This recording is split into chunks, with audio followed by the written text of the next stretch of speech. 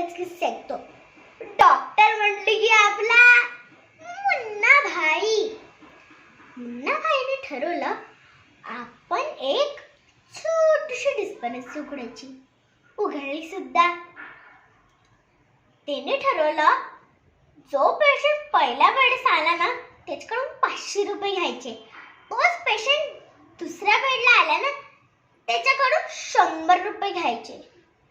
ते पेशंटला कळलं, आला बोलला, नमस्कार डॉक्टर, कसं काय?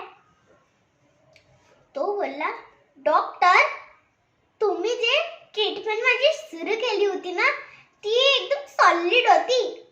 मी बरा झालो आणि आता थोडंसा बिमार पडलोय, थोडीशी औषधं लिहून द्या. आपला मुन्ना भाईला त्याची गेम मुन्ना भाई बोलला, जी ट्रीटमेंट तू